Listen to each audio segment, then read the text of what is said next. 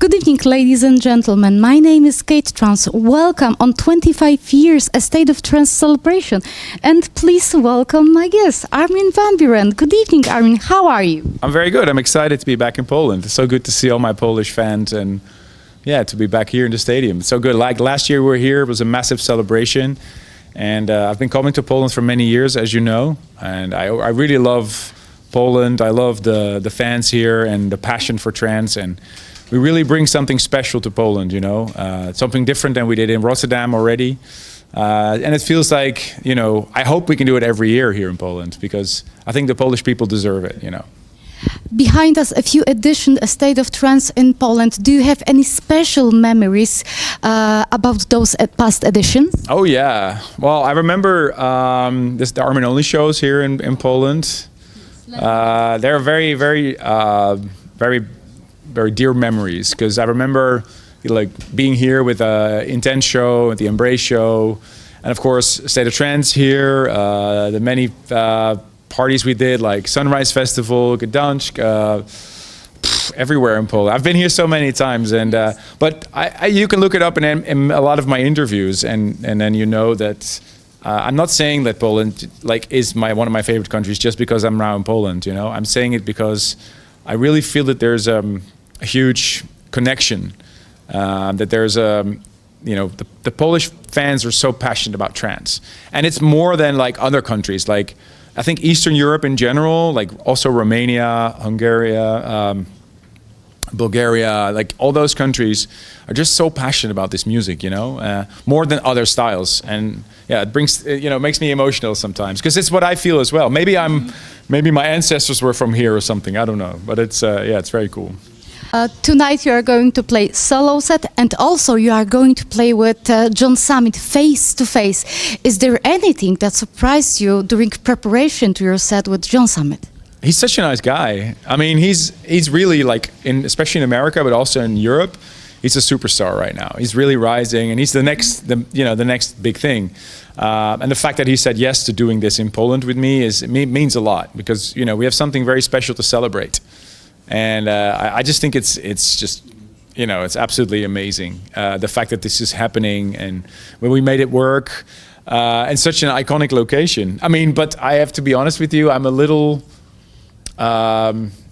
nervous how it's going to go, how the fans in Poland will receive it, because it's a different lineup than we had in Rotterdam, of course. But I know many people from Poland also went to Rotterdam, so I wanted to do a little different thing here in Poland. You know, I can't do the same face to face like with Funk Tribute. We already did it in Rotterdam. You know, I think a lot of people in Poland would be disappointed if they saw the exact same lineup. And of course, we had Kasia here from Poland, who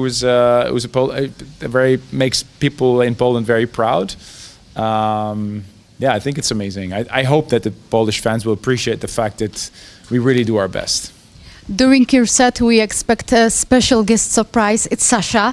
You made 2 tracks with Sasha. What can you tell me about those collaborations? Cool question. Well, actually, we were looking for a follow-up to Set Me Free because that's such a big track and did so well around the world. And it's one of my biggest tracks in my sets right now. And we were struggling a little bit, to be honest, because Set Me Free is such a big track. And we were in the studio, we were writing really good music, and then there was one track I really liked and Sasha wasn't really feeling, and then there was a track that Sasha really liked and I wasn't really feeling, so we were, you know, struggling a little bit. And then we came across this song called Everlasting, and I said, well, I think it's a really beautiful track, but personally, I think this is not a radio song like Set Me Free, because it's not so hooky, but I love it so much that I want to do it sort of as a placeholder until we keep looking for the next big single.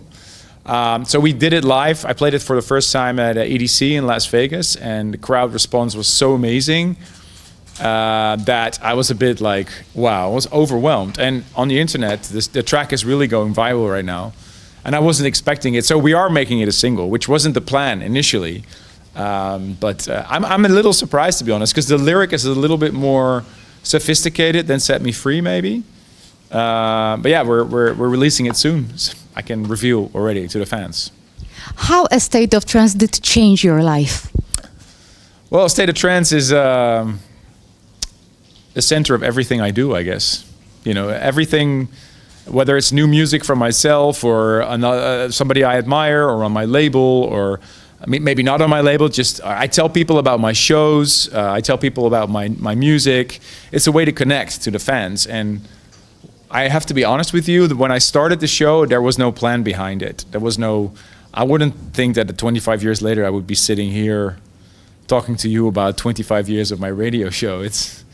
It's pretty mind-blowing, and yeah, it's given me so much. And also I want to say that I truly believe that A State of Trance is not my radio show. I really believe it's our radio show, because when I play the music, I see the reaction from the fans.